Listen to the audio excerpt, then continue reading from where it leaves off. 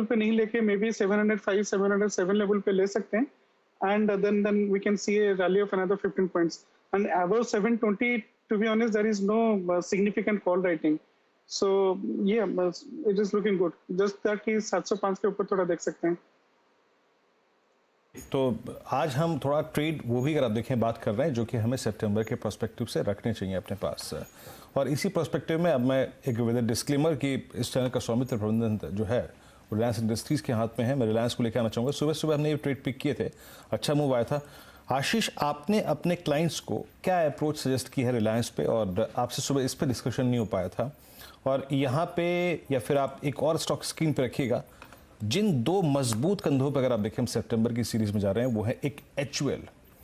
इन दोनों स्टॉक्स पे आपकी राय और कैसे अप्रोच करेंगे, और कोई ऑप्शन कॉल इन दोनों ही स्टॉक्स पे जो आपके रडार पे आती हो?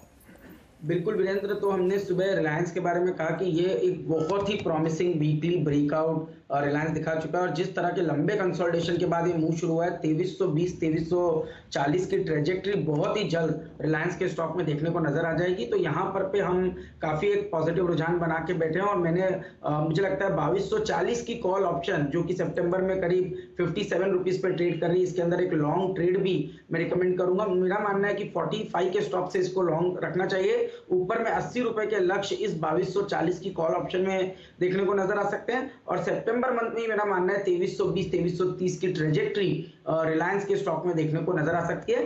तो रिलायंस, ICICI बैंक, ये दो स्टॉक मुझे लगता है कि निफ्टी के अंदर में सबसे मजबूत कैंडिडेट रहेंगे, और तीसरा HDFC बैंक, जहां मुझे लगता है कि जिस तरह का वीकली सेटअप है 1630 1640 की ट्रेजेक्ट्री HDFC बैंक में देखने को नजर आ सकती है। तो इन तीन स्टॉक्स के बनस्बत मुझे लगता है निफ्टी कहीं ना कहीं 17,000 की जो ट्रेजेक्ट्री उसको छूने की कोशिश करता हुआ नजर आएगा।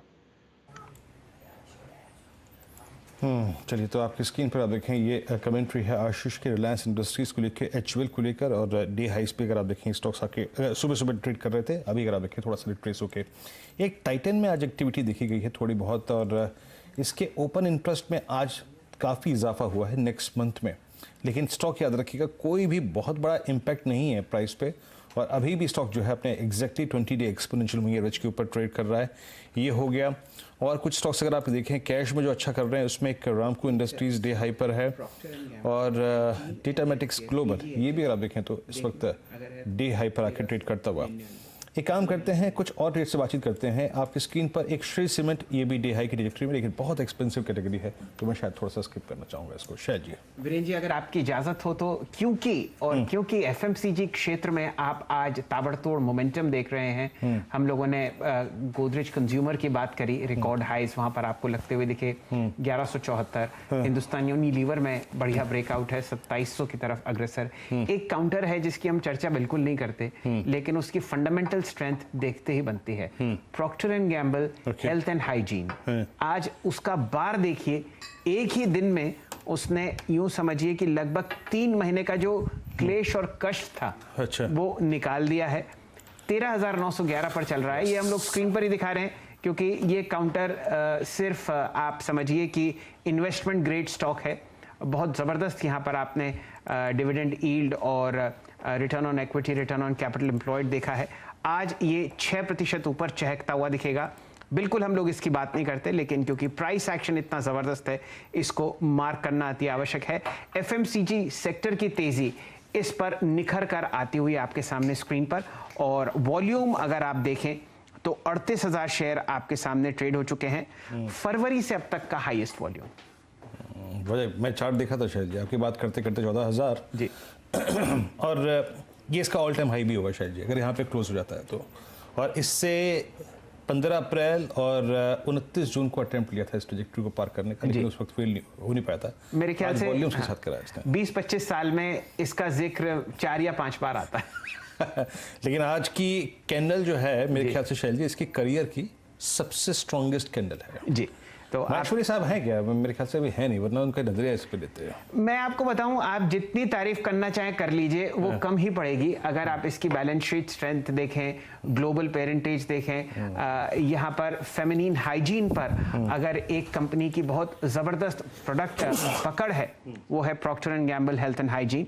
और फिलहाल हम लोग इसकी चर्चा कर रहे हैं, लेकिन अक्सर इस स्टॉक की चर्चा सिर्फ फंड मैनेजर्स और वो बहुत ही लंबी अवधि के निवेशक करते हैं जिनको अपने पोर्टफोलियो में इसको 30, 35, 50 साल, 80 साल सजाना है। यकीन जानिए। प्रॉक्टर गैम्बल, एक काम कीजिए, मार्क करके रखते हैं प्रॉक्टर एंड गैम्बल। अभी आशीष महेश्वरी आएंगे तो उनका भी एक व्यू लेंगे इस स्टॉक पे, और आई थिंक ये इसका अब करियर का सबसे अब तक का सर्वोच्च स्तर है।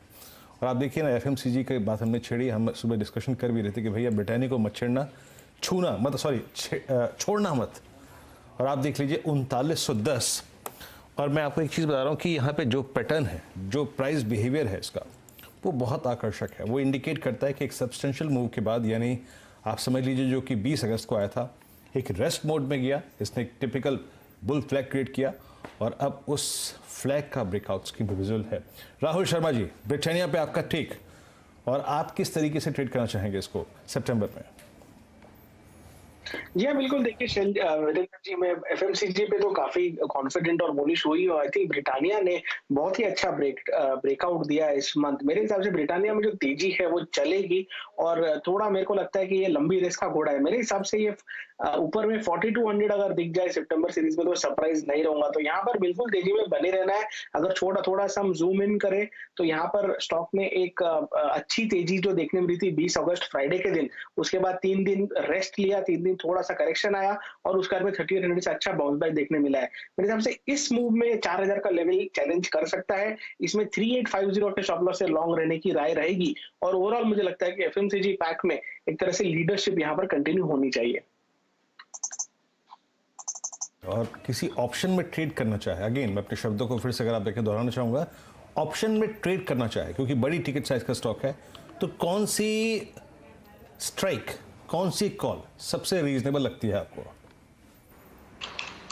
देखिए स्टॉक पे it's best to trade with options, और ऑप्शंस के अंदर सबसे अच्छी बात है कि सितंबर वाले ऑप्शंस जस्ट ओपन अप हुए हैं, तो इसका जो 4000 का ऑप्शन है, ये इस पे मेरी निगाह है। इसमें हाईएस्ट वॉल्यूम्स भी हुए, तकरीबन 94-95 के आसपास इसका रेट है। आई थिंक इसे बाय करके चलना चाहिए, और जो हिसाब से 4000 का जो एक इमीडिएट लक्ष्य है, वो केस में ये ऑप्शन हमें 120-125 तक के स्विंग हाई दिखा सकता है। इसे बाय कीजिए। मेरे हिसाब से यहाँ पर 75 रुपीज का स्टॉप लॉस आइडियल रहेगा, और ऊपर में 125 तक के स्विंग हाई देखने को मिल सकते हैं। ब्रिटानिया आपके स्क्रीन पर आप देखिए 3913 पे डे हाई पर आके ट्रेड करता हुआ, और अदानी इंटरप्राइजेस सुबह चला नहीं था लेकिन अभी थोड़ा रिकवर होके ऊपर आने की कोशिश करता हुआ। लेकिन अदानी इंटरप्राइजेस से एक शेड जो स्टॉक बेटर था, और चार्ट के लिए अगर आप देखें कि एडवांटेज था, वो था अदानी पोर्ट्स। डायरेक्टर साहब प्लीज अदानी पोर्ट्स रखिएगा, इसको भी एक बार देखना चाहूँगा क्या कर रहा है इस वक्त ये।